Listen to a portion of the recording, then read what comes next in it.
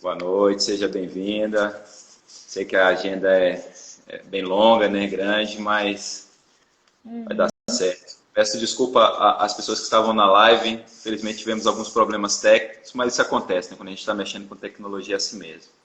Vou apresentar a Emily aqui e já vamos iniciar aqui, fazer uma conversa rápida aí, porque a gente sabe que a agenda dela é bem cheia.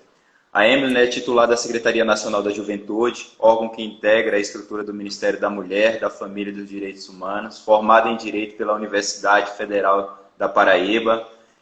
Emily já atuou também na Procuradoria da Fazenda Nacional na Paraíba e participou do projeto internacional em Moçambique. Exerceu ainda o cargo de assessora na Secretaria Nacional de Proteção Global, no MFDH, e na Secretaria Especial de Desenvolvimento Social do Ministério da Cidadania.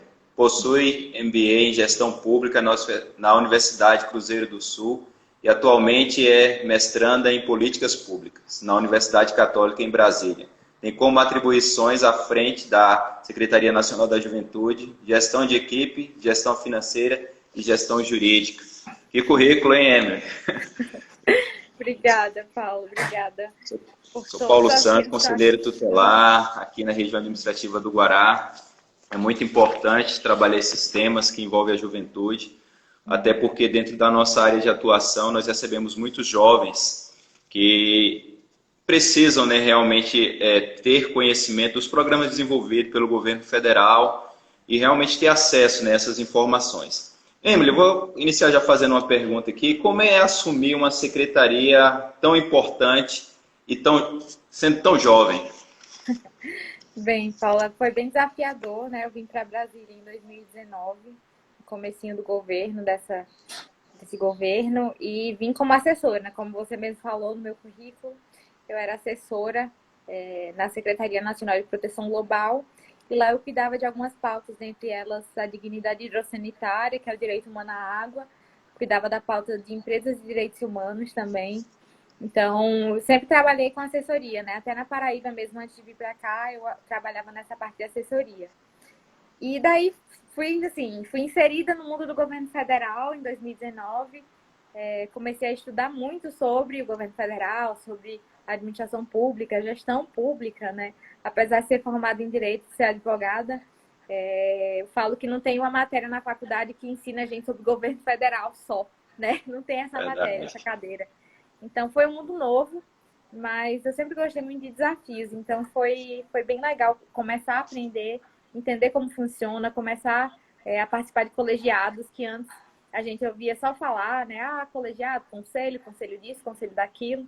Começar a entender como eles funcionam realmente. Eu fui conselheira no CNDM, que é o Conselho Nacional dos Direitos da Mulher. Era substituta no Conselho de Combate e Prevenção à Tortura também. Então, eu pude ser conselheira representando o governo, né, em alguns colegiados e vi na prática como é que funciona. E depois eu fui para o Ministério da Cidadania, o meu secretário à época foi convidado para ir para a cidadania, e aí eu fui com ele justamente em todo esse turbilhão do auxílio emergencial. Então, eu fiquei lá cuidando dos mandados de segurança que apareciam, né, vieram vários mandados de segurança, muita gente que confundia o auxílio emergencial com o auxílio do Ministério da Economia, que era aquele para manutenção do emprego, né? Então, havia muito essa confusão. Então, foi também muito bom os meses que eu passei lá. Pude conhecer muito, pude crescer muito. Conhecer também essa outra pasta, né? Que era a pasta da cidadania, que é enorme, né? Que cuida do mundo. Né? Eu estava na secretaria que cuida do Bolsa Família, cuida do programa Cisternas. E o programa Cisternas, por incrível que pareça, eu já tinha conhecimento e tinha estudado muito sobre ele na época do Ministério dos Direitos Humanos, cuidando de dignidade hidrossanitária, porque o programa Cisternas ele vem justamente nesse acesso à água de qualidade. Então, como a gente entende que é um direito humano fundamental, o direito à água, eu tinha estudado sobre esse programa e foi muito interessante como Deus foi fazendo tudo isso e me colocando nesses espaços. E daí, estando na cidadania, na Secretaria Especial de Desenvolvimento Social, a ministra Damares me convida para assumir a parte da juventude no Ministério dos Direitos Humanos. E é um desafio enorme, né? Primeiro, que é uma secretaria super transversal, tem uma pauta que está em todos os outros ministérios, né? E a gente tem hoje o maior boom demográfico da história do país. Atualmente, a gente tem 47,2 milhões de jovens no Brasil. É a maior geração de jovens da história. A nossa população já está envelhecendo e diminuindo, né? Quando a gente analisa os índices de natalidade, para cada casal a gente tem menos de 2 filhos quando a gente faz a média. Ou seja, nem reposição populacional a gente está tendo no Brasil. Então, isso torna ainda mais importante a Secretaria Nacional da Juventude. Talvez, desde sua criação, esse seja o momento mais relevante da existência da Secretaria, que é nesse boom demográfico, né? Então, e aí, ao mesmo tempo, a gente tem o quê? Pandemia do coronavírus. Eu já assumo a Secretaria na pandemia, que acrescenta um desafio maior, né? O que já não era tão fácil se tornou menos fácil ainda, né? Porque eu não gosto de ficar falando de dificuldade, eu gosto de falar de desafio, né? Porque desafio é aquela coisa que se coloca à nossa frente para a gente transpor.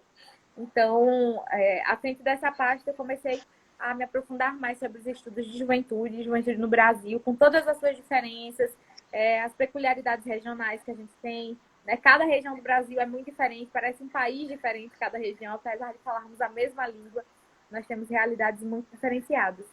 E daí, assumi a secretaria, comecei a analisar o que se fazia a nível de governo federal para a juventude, e eu realmente entendo que, com um olhar específico de juventude, é só na Secretaria Nacional. Porque você tem na educação, cuida de juventude, na saúde, cuida de juventude, lá na cidadania, cuida de juventude, ciência e tecnologia, cuida de juventude, enfim. Todas as pastas, né, todos os ministérios, eles cuidam de juventude de alguma forma, né? Você é atingido de alguma forma. Mas com um olhar específico, com esse recorte etário do Estatuto da Juventude, pensando políticas específicas, e de jovem para jovem também, é só no Ministério de Direitos Humanos, né? Porque eu falo, não é uma política para a juventude, é de juventude, porque é feita por jovem para jovem, né? Então é de juventude mesmo. E muitas vezes, as pessoas que vêm me conhecer, me reunir, sempre falam, nossa, você é tão jovem. Mas o nosso ministério é assim. Aqui a gente tem uma pessoa com deficiência, que está à frente da pasta, né, da pessoa com deficiência, uma pessoa idosa que está à frente da pasta da pessoa idosa, tem uma pessoa jovem aqui à frente da juventude, uma mulher à frente da Secretaria de Mulher. Então, é muito isso, para que as pessoas também se sintam, para que a gente tenha skin in the game. Eu sempre falo assim, quem melhor para pensar e entender as dificuldades e os desafios do jovem do que um jovem. Então, por isso que é muito importante. Pode falar. Eu acho muito interessante seu posicionamento, porque essa garra, né, essa vontade realmente de construir, de enxergar, né, muitas pessoas enxergam um problema, mas você enxerga como desafios, Como e isso aí traz uma nova roupagem, né?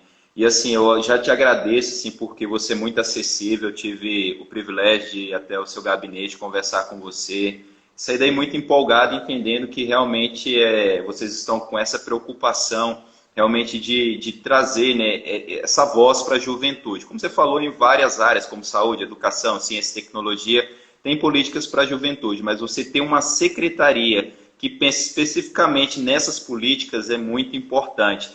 Eu ia até te perguntar, né, quais os maiores desafios, mas você acabou já até falando aí nessa resposta anterior de vários desafios, né? Nós sabemos que são grandes, né? E um deles, eu até em conversa com você, você me falou que realmente fazer com que a informação, né, ela saia o programa do governo federal e chegue a quem mais precisa, chegue lá na ponta, né? Sim. Chegue no município.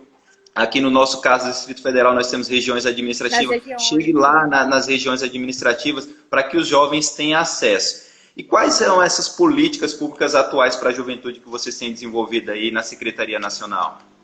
Então, Paulo, aqui a gente tem uma grande política, um programa que eu digo que é um programa guarda-chuva da Secretaria Nacional da Juventude, que é o programa Horizontes, né?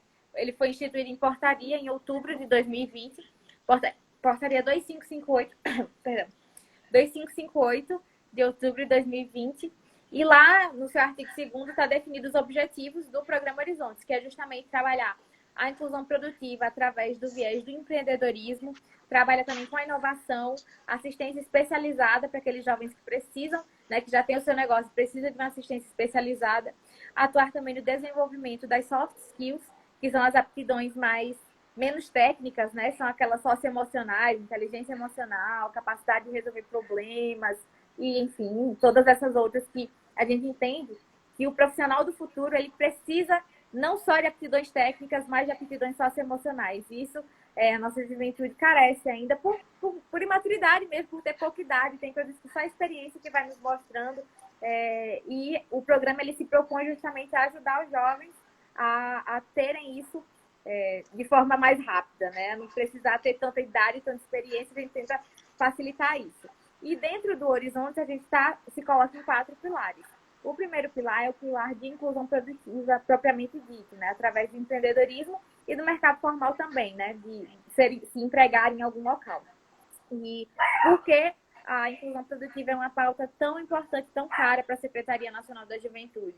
Atualmente, no Brasil, a gente tem ali 14,4% é a porcentagem de... Peraí, cadê? Mila, pelo amor de Deus. Mila. 14,4% é a porcentagem de desemprego no Brasil, né? A média nacional. Quando a gente vai para o recorte etário de juventude, isso passa para 28,29%. Então, é o dobro de desemprego da média nacional quando a gente olha só o recorte dos jovens, né? Até 29 anos. Então, pensando nisso, a gente já encontra um grande desafio. E aí, qual é o grande desafio? O primeiro emprego. Os jovens sempre reclamam que tem uma grande dificuldade de conseguir o primeiro emprego, que eles pedem experiência e o jovem, para ter experiência, precisa ter o primeiro emprego e fica naquela... É uma questão muito desafiadora. Mas aí, pensando nisso também, a gente tem a 4ª Revolução Industrial que está vindo substituir várias formas de emprego, principalmente as de menor especialização. Eu sempre venho falando, quem me acompanha nas redes sociais vê, que as pessoas já estão sendo sutilmente substituídas, a gente pode até não perceber. Mas ó, nos shoppings, quando a gente vai pagar o ticket do estacionamento, é um totem, não é uma pessoa mais, né? Você já vai lá, apresenta o cartãozinho, ele lê, você paga e sai. Ou seja, uma pessoa que trabalhava ali, né, agora foi substituída por um totem. Nas lojas americanas, aqui em Brasília, pelo menos. Mas quando eu publiquei isso, eu vi em outros estados também está acontecendo. Que, o que é que acontece? Em vez de ter caixas, os caixas que passam suas compras, agora vai ter caixas de autoatendimento. Vão ter as sacolas, vai ter a maquinazinha que lê o código de barras e vai passando ali e você vai finalizar sua compra, paga e vai embora. Ou seja, não vai ter contato com pessoas. Já são outras pessoas que vão ficar sem emprego, vão ser demitidos. Esse ano a gente vai ter grandes debates sobre o 5G no Brasil, né? A regulamentação do 5G. A gente já está com 2 fábricas de 5G no Brasil. Uma aqui no DF e uma em São Paulo. E aí, o que é que acontece com o 5G? Testes de carros autônomos. No Brasil, atualmente, a gente tem 1 milhão de motoristas de aplicativo, né? Que em grande parte são jovens. Você sabe que tem muito jovem que às vezes não consegue entrar no mercado de trabalho e vai ser motorista de aplicativo, vai ser entregador. E quando começarem os testes com carro autônomo, a gente vai ter pessoas que antes dirigiam vão ser substituídas por máquinas, né? E o presidente global da Uber, ele já falou que até 2050 ele quer toda a sua frota no mundo inteiro de carros autônomos. E a gente também tem caminhões autônomos. Ou seja, a gente começa a repensar toda uma dinâmica de trabalho, emprego e renda que está sendo modificada pela tecnologia. A gente já tem impressoras 3D imprimindo casas. Casas estão sendo feitas com impressora 3D. Lá nos Estados Unidos vai ter um condomínio que ele vai ser todo construído com impressoras 3D. E aí você sabe que a indústria, né, da construção civil, o mercado da construção civil, a cadeia produtiva da construção civil emprega muita gente, né? Porque vai desde aquela pessoa que carrega areia até o local, aí tem a pessoa que vendeu areia, tem a pessoa que está vendendo cimento, a pessoa que vende o tijolo, tem o pedreiro, tem o engenheiro, o mestre de obras, o auxiliar, o servente, a moça que fornece quentinhas para as pessoas que estão trabalhando lá na construção. Então, assim, a gente precisa entender que tem uma realidade que o Brasil está inserido. A gente tem que entender o contexto global, porque o Brasil faz parte de uma comunidade global, né? Nós não estamos aqui isolados do mundo, nós não somos uma ilha. E quem é que quer ficar para trás quando a gente fala de tecnologia? Quem é que hoje quer dizer, não, eu não quero mais meu computador, eu quero uma máquina de datilografar. Vou fazer tudo na máquina de datilografar. Quando for pesquisar, vou pesquisar na Barça. Não vou olhar no Google, eu vou na Barça, eu vou na biblioteca e eu vou pesquisar lá. Quem é que vai fazer isso, né? Eu acho que deve ter gente que está nos assistindo aqui que nem sabe o que é uma Barça, porque é antigo, né? Aquele livro dessa grossura que você ia pesquisar coisa, ainda é do meu tempo. E, bem, é inevitável, né? O ponto que eu quero chegar é que é inevitável. A tecnologia é algo inevitável e a gente não tem que lutar contra isso. Nós temos que usar isso ao nosso favor. A gente tem que estar com a tecnologia e não contra. E pensando nisso também, o segundo pilar do programa Horizonte se coloca, que é o pilar tecnologia, né? Criatividade grande, pilar tecnologia. E pensando nisso, a gente tem implementado os espaços 4.0, que foram espaços pensados na quarta revolução industrial mesmo, né? Em como levar o acesso a essas novas tecnologias ao jovem, principalmente ao jovem que está em situação de vulnerabilidade social, que, via de regra, vai ser o mais afetado pela quarta revolução industrial. Por quê? Se eu tenho um jovem que tem baixa escolaridade, provavelmente ele vai estar no emprego de baixa complexidade, né? Digamos, vamos explicar. Se é um jovem que só tem o ensino médio, ele vai conseguir empregos que exijam até o ensino médio. E muitos desses empregos que não exigem tanta formação vão desaparecer, né? Vão ser substituídos por máquinas. Então, o mais afetado, no fim das contas, vai ser justamente esse jovem. Então, Geconias aqui. Meu sonho era ser lá dos vencedores da coleção Barça. Pois é, menina, eu li Barça. Eu usava Barça no ensino fundamental. Mas, voltando. Esses espaços, eles são projetados para que a gente faz de duas formas. A gente faz pactuação com municípios e estados ou com institutos federais. E a partir disso, a Secretaria Nacional de Juventude equipa um espaço que é fornecido por esses entes, que é com computador, notebook, impressora 3D, máquina de corte a laser, caixa de ferramentas para manutenção de computador, de celular. E a ideia é justamente pegar esses jovens, selecionar os jovens que estão ali no CAD único, os jovens que estão em situação de vulnerabilidade social, que muitas vezes não teriam recursos para pagar esse tipo de curso, porque são cursos caros, né? Curso de programador, curso de manutenção em micro, curso de manutenção em celulares. Não são cursos tão baratos. Então, a ideia é justamente levar isso para perto dos jovens de forma gratuita, para que ele se capacite, se qualifique, para que ele não se torne uma pessoa desocupada, né? Sem ocupação, sem emprego, sem estudo, né? A ideia da Ocupar Secretaria o Nacional jovem é algo, e ocupar o ocupar o jovem é jovem. algo muito necessário, viu? Porque nós recebemos muitos atendimentos dentro dos conselhos tutelares de jovens envolvidos, né, com a bebida, com drogas. Por quê? Porque eles ficam muito tempo ociosos, né? Muitas vezes eles até estudam em um horário, mas não tem hoje, assim, ou às vezes até tem, mas não tem o conhecimento que existe, né? Uhum. De cursos, de capacitação. Então esse jovem ele fica na vulnerabilidade. Então assim, o risco dele é muito alto. Então assim, Sim. você se preocupar e ter essa preocupação aí, conforme você está falando, segundo pilar, aí é muito interessante.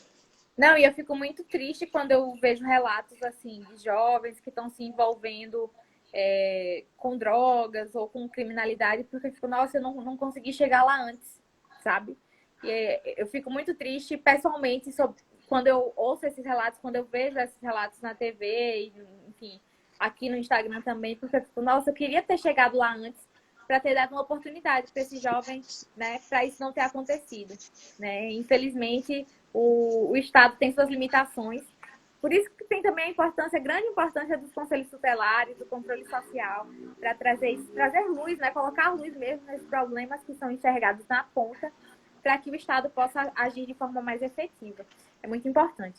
E um outro pilar é o pilar saúde mental, né? Porque eu sempre gosto de trazer esse dado, porque é um dado Ine, alarmante. E que ele você tinha foi, falado agora há pouco sobre a questão emocional.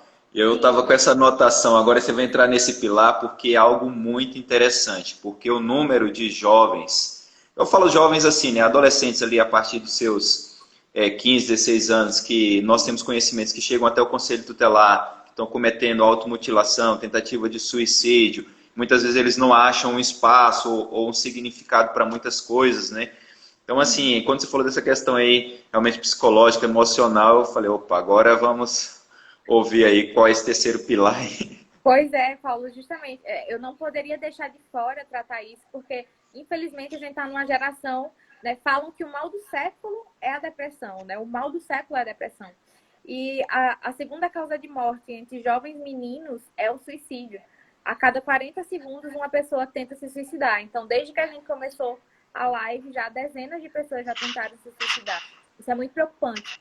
E eu não poderia, nós, enquanto Ministério de Direitos Humanos, a gente tem todas as secretarias a essa preocupação. Não é só na da juventude, na da família, na da mulher, na da criança e adolescente, na da pessoa idosa, pessoa com deficiência, da igualdade racial. Todos nós estamos preocupados com a questão da depressão e da automutilação. E hoje a gente tem cada vez mais novos, né? A crianças já que estão praticando a automutilação. Yes. Então, é muito preocupante e é importante fortalecer os vínculos familiares, né? Enquanto Secretaria Nacional, a gente também entende que o fortalecimento de vínculos familiares promove um bem-estar mental, não só físico, não só social, mas um bem-estar mental, né? Infelizmente, a gente está numa geração onde os pais terceirizam muito até a criação dos filhos, não tem tanto diálogo, não tem tanta conversa, fica ali nas telas, né? Cada um na sua tela. E isso dificulta muito o que antes era normal, que era sentar para conversar, né? Não há mais essa cultura. Então, a gente está tentando resgatar essa cultura para os jovens também, né? Os jovens têm ficado muito enclausurados no seu celular, não conversam com as próprias pessoas que estão dentro de casa. É fundamental hoje, fundamental o envolvimento desse jovem, dessa criança, desse adolescente com a família. Só para você ter, eu acho que até você já sabe desses dados, o secretário nacional do Direito da Criança, ele falou que a cada 3 acessos que tem na internet, 1 é de uma criança ou adolescente. E geralmente essa criança ou adolescente ela está desassistida. E assim, foi feita uma pesquisa com essas crianças. Exato. E quando foi feita uma pesquisa com essas crianças, perguntaram assim, o que fariam elas ficarem menos tempo nas telas? E elas falaram, se meus pais se envolvessem comigo. Tá vendo? É preocupante, é triste ouvir isso. É muito triste porque é uma geração, são os futuros jovens, né? Essas crianças que estão nessa geração nato digital, eles já nasceram na era da internet, da super conexão, né? As crianças de 3, 4 anos sabem fazer coisa aqui no celular que nem eu sei, né? Então, como é que a gente está cuidando para não deixar que os vínculos familiares se percam, né? Que já têm sido tão desgastados, como é que a gente faz para recuperar essa fibra? É como se fosse um tecido, né, que está desgastado. Como é que a gente faz para recuperar essa fibra mesmo das relações e dos vínculos familiares? De ouvir os idosos, né, as relações intergeracionais também. Há tanta sabedoria na conversa com a pessoa mais velha que muitas vezes é desprezada por crianças, jovens e até adultos, né, muitas vezes. Então, o pilar da saúde mental, ele é colocado justamente por causa desses dados, essas questões de dificuldade, até porque ainda tem gente, em pleno século XXI, em 2021, tem pessoas que consideram depressão e ansiedade frescura, né? Não entendem que é um desbalanço ali bioquímico, né? Você não consegue fazer a recaptação dos hormônios, né? E das coisas que fazem bem, que trazem o bem-estar para você. Então, como é que a gente faz para desmistificar isso? Conversando, né?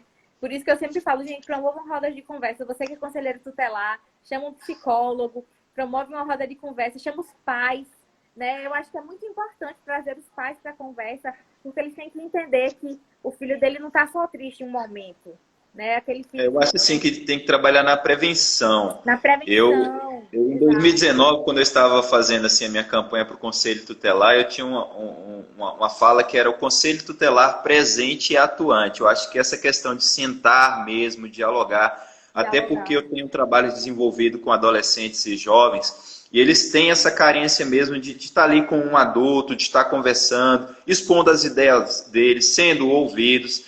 O jovem, ele gosta disso, de ter versatilidade, resiliência, descobrir algo novo e ter voz. Muito importante. Por isso que eu estou hoje com a secretária nacional da juventude, uma jovem aqui falando. Para mim é muito importante, porque o jovem, ele quer ser ouvido, ele quer realmente que você escute o que ele tem a falar. E eles têm muitas coisas a contribuir. Agora, quando a sociedade coloca o jovem de lado, no escanteio, não dá atenção com a opinião dele, seja uma opinião política, seja uma opinião cultural, seja uma opinião religiosa, esse jovem fica colocado de lado, então realmente ele vai se direcionar para outros lados. E se ele não tiver base, se ele não tiver família, esse jovem vai se perder. Vai ter envolvimento com drogas, vai entrar no tráfico.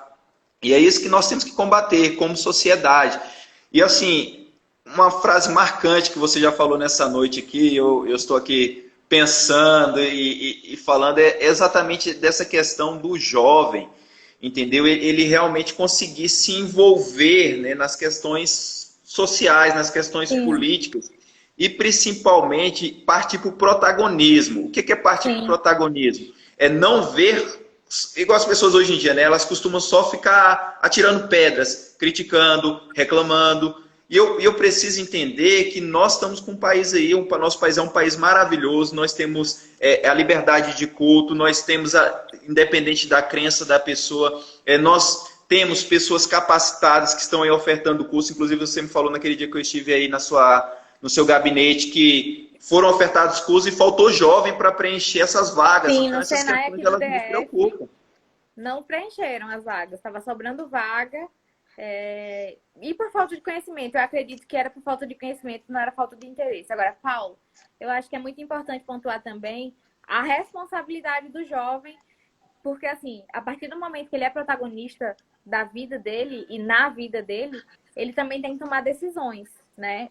Eu entendo que existem muitos desafios colocados por uma família desestruturada, existem muitos desafios colocados por um ambiente familiar que não é propício, existem muitos desafios que são colocados por um ambiente onde ele mora, né, social, que não é propício, mas o jovem também tem a responsabilidade, porque no fim do dia, ele que vai escolher o que é que ele vai fazer da vida dele, as escolhas. Se vai ser uma escolha certa ou uma escolha errada, né? Porque cada desafio também nos apresenta oportunidades. Pode ser mais difícil, mais desafiador para uns do que para outros, mas sempre a escolha. Sempre a escolha. Não, a escolha ela existe, entendeu? Sim. Prova disso eu também sou formado em Direito, já advoguei na área civil e trabalhista, hoje estou no Conselho Tutelar, sou servidor público da Secretaria de Educação há 11 anos. E na comunidade onde eu vivi, assim, se eu tivesse me envolvido com essa outra oportunidade, que tinha que também é uma oportunidade, mesmo que seja uma oportunidade que leve para coisa ruim, muitas das pessoas que têm a minha idade hoje, muitos já estão mortos, já, ou alguns presos, outros envolvidos com drogas. Então, assim, o jovem que está aí ouvindo essa live, você tem como escolher. E é interessante você falar isso porque o Conselho Tutelar, eu vejo dentro do Conselho Tutelar uma atuação muito importante nesse ponto, onde você visa proteger o direito da criança e do adolescente, mas também a questão do fortalecimento familiar, onde você vai Uhum. trabalhar ali a família, porque às vezes a família está desestruturada e ela comete as violações, não é simplesmente porque o pai ou a mãe é ruim, é porque falta de orientação. Então você Sim. chegar com esse papel orientando. Lógico que eu acredito nisso. Eu falo todos os dias para o meu filho, tem um filho adolescente, tem 15 anos, que está assistindo a Ó, live, o Gabriel, e eu falo todo dia para ele, meu filho, você sempre vai ter escolhas, tá? Por mais que seja difícil algumas escolhas e você tenha que lutar mais, mas essas escolhas, elas vão trazer um retorno para a sua vida. Então, sim. escolha sempre fazer o bem. O Uhum. Geraldo Barros aí, meu amigo aqui do Guará, ele falou que 25% da população do DF são jovens, de 15 a 29 Olha anos. só. Professor Geraldo, professor de Educação Física, ocupa cargos aqui também dentro do GDF.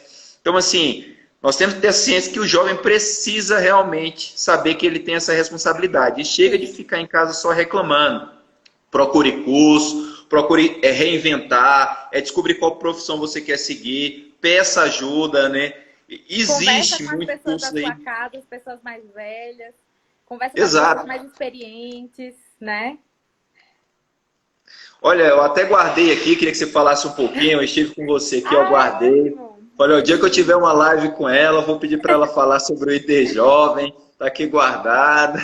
Gente, é muito Olha, importante o mesmo ID sendo um Jovem. programa de 2015, né, eu identifiquei, eu saí pela rua perguntando para as pessoas, você já ouviu falar de ID Jovem? Não. Pessoas mais velhas, jovens, crianças, adolescentes, saí perguntando para todo mundo, vocês conhecem o ID Uhum. Jovem? Não. Então nos apresente aí, mesmo sabendo que é um programa de 2015, mas o governo entendeu que é um programa importante, especial, manteve, Sim, eu com acredito que está certeza. ampliando. Pode Não, falar. Paulo, o ID Jovem ele é instituído em lei, né? É uma lei federal que cria o ID Jovem. Então, o ID Jovem é a identidade jovem, que é feito para quê? Para dar justamente acesso a esporte, cultura e lazer, que é um dos direitos da juventude que está lá estabelecido no Estatuto da Juventude. Então, o ID Jovem, ele foi pensado para aqueles jovens que são do Cade Único, né? Então, os critérios para você fazer a adesão são ser do Cade Único, estar com cadastro atualizado, né, ter até 2 salários mínimos mensais de renda familiar, ter entre 15 e 29 anos, não precisa ser estudante, basta ser jovem, né, não precisa ser estudante.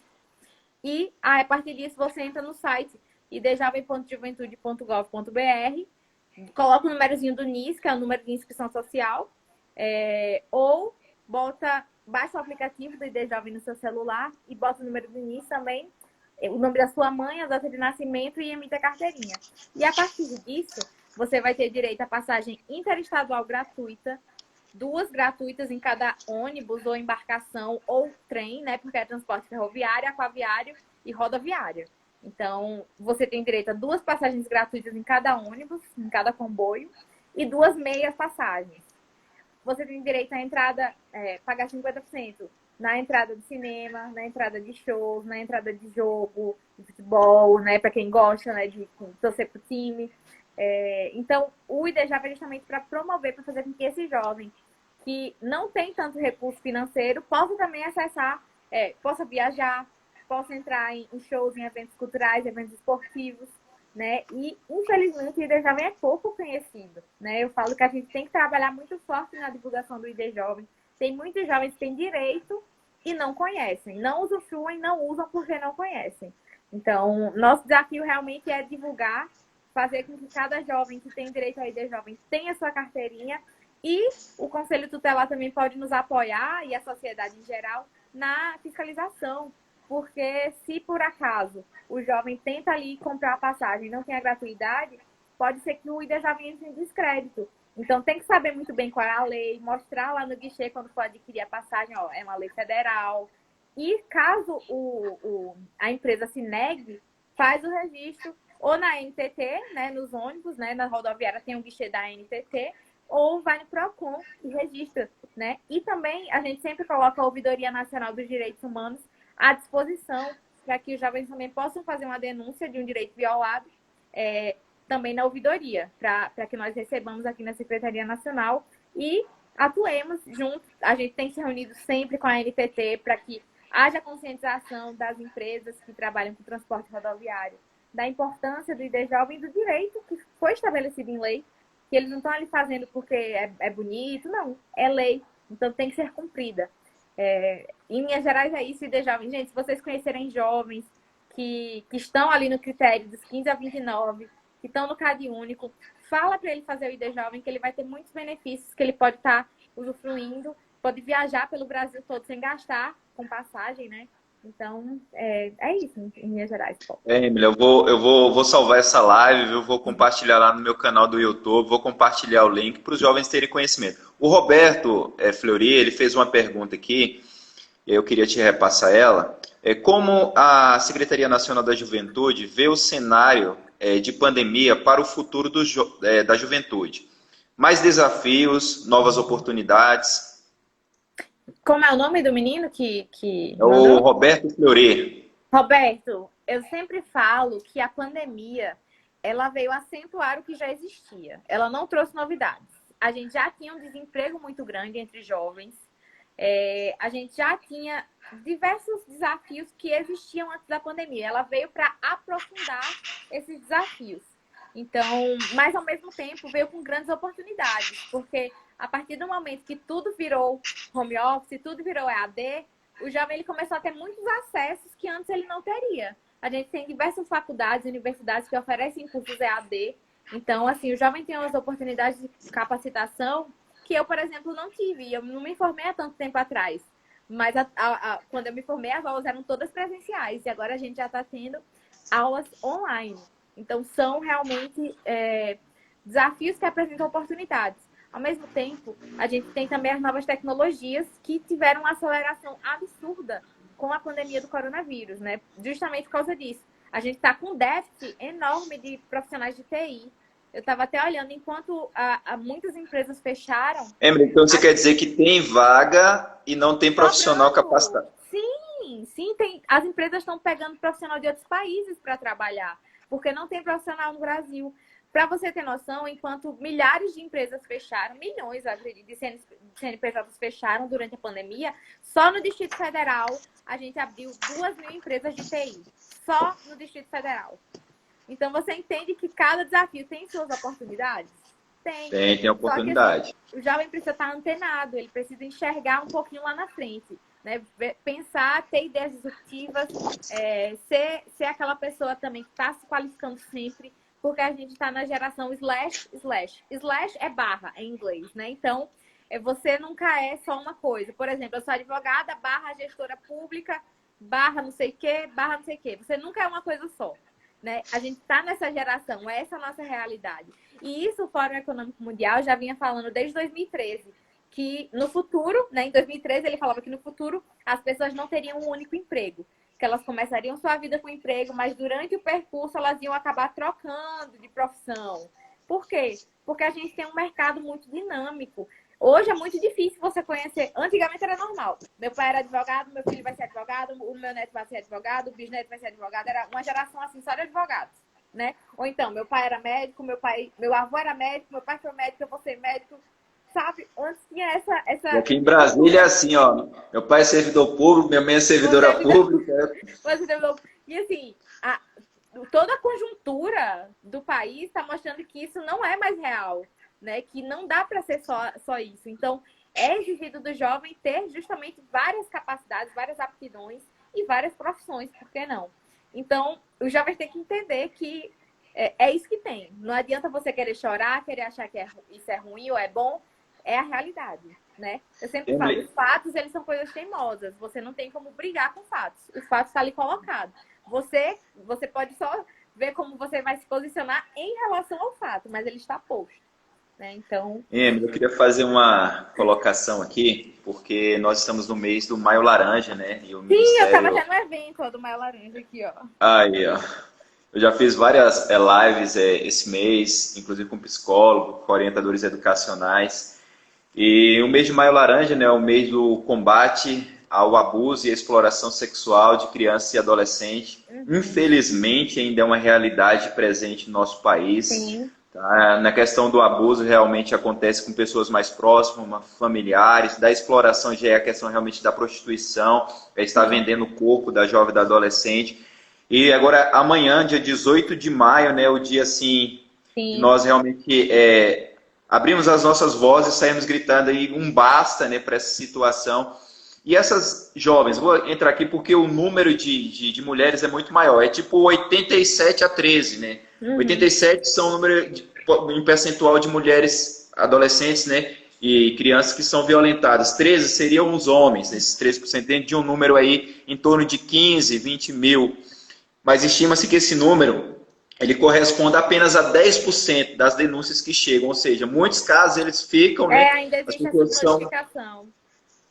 Não recebe a notificação. Então, assim, já para a gente partir aqui para o encerramento da nossa live aqui, porque eu sei que você tem outros compromissos, eu queria verificar se dentro da Secretaria Nacional da Juventude tem programas voltados especificamente para essas jovens, para essas adolescentes que foram vítimas de abusos sexuais, e aí vai passar por aquele terceiro pilar, que é realmente problema psicológico então, e outros mais. E assim, e deixando também uma mensagem aí, né? Assim, uma mensagem um conselho que você hoje repassaria, né, para os jovens aqui que estão ouvindo essa live. Desculpa ter te cortado. Não, sem problema. Especificamente no caso dessas jovens que sofreram abuso, a gente tem na Secretaria Nacional dos Direitos da Mulher, né, com a secretária Cristiane Brito, os programas eles ficam mais concentrados lá, que é essa parte de reparação mesmo, de tentar trabalhar as questões psicológicas. A Secretaria Nacional da Juventude está mais voltada para a inclusão produtiva e as questões de saúde mental no sentido de suicídio e automutilação, né, de ideação, suicídio e automutilação. E especificamente para adolescentes que sofreram abuso, a gente tem programas na Secretaria Nacional dos Direitos da Criança e Adolescente e na Secretaria Nacional da Mulher. Mas ainda assim, eu estava nesse evento, como eu te mostrei o PIN, a gente estava no evento de assinatura sobre esse mês emblemático, né? Que a ministra disse, a gente não vai ficar lutando só um dia, a gente vai criar um mês inteiro para estar trazendo isso à memória. Ainda há uma subnotificação muito grande. Apesar de tudo, a Secretaria Nacional dos Direitos da Criança e Adolescência tem sido muito efetiva no seu trabalho. Eu fico muito feliz de estar num ministério que tem esse trabalho tão lindo, que cuida de vidas e cuida de almas, eu diria até. Porque o trabalho que a gente faz é algo que números não seriam suficientes, né? As vidas que a gente toca, elas são modificadas de tal forma que os números não conseguem captar, digamos assim. Enquanto secretária nacional da Juventude, primeiro eu gostaria de dizer que jovens saibam que tem uma Secretaria Nacional da Juventude, tem uma jovem à frente, tem uma jovem cristã à frente. É importante salientar isso. E algo que eu sempre fiz durante minha vida acadêmica, enfim, é que eu nunca admiti ser mediana apenas. Então, o que eu digo para os jovens é, jovem, tudo que você for fazer, dê o seu melhor, né? Vai ser voluntário, seja o melhor voluntário. Vai ser estagiário, seja o melhor estagiário. Vai ser estudante, seja o melhor estudante. Sempre dê o seu melhor, né? Não porque os outros vão ver e vão lhe parabenizar, mas dê o seu melhor por você, sabe? Por você. Saiba que, independente do que acontecer, se você der o seu melhor no final do dia, você vai dormir grato, né? Independente do que acontecer. E comecem a ler notícias, não passem o dia todo só no TikTok, só no YouTube, só no Instagram, olhando coisas que não estão ali agregando valor à sua vida. Se você tem acesso à internet de qualidade, se você tem acesso a um computador, use esse tempo que você está tendo agora para se qualificar, né? Tem um mercado que está aí com vagas de sobra. Apesar do número de desempregados muito alto, a gente tem vagas ociosas porque não tem gente qualificada. Então, jovem, você tem essa janela de oportunidade sendo apresentada. Você que é jovem aí tem energia, tem cabeça, tem paciência, né, para fazer várias coisas que às vezes uma pessoa mais velha não tem. Tem tempo, você tem tempo, né? O que é mais precioso do que o tempo? Você tem tempo. Então, aproveite todas as oportunidades que se apresentam na sua vida. E é isso, e Deus abençoe. Emily, eu agradeço a Deus por sua vida, por essa coragem, pelo trabalho desenvolvido. E eu acredito muito na força do jovem. Acredito muito.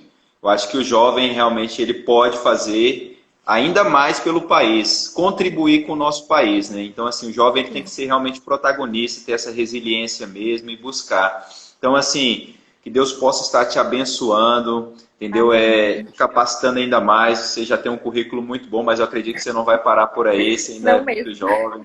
Como você falou, né? As profissões nós temos depois ter no currículo pelo menos umas 10, né? Para não ficar fora do mercado. Já procurar outras coisas para fazer também.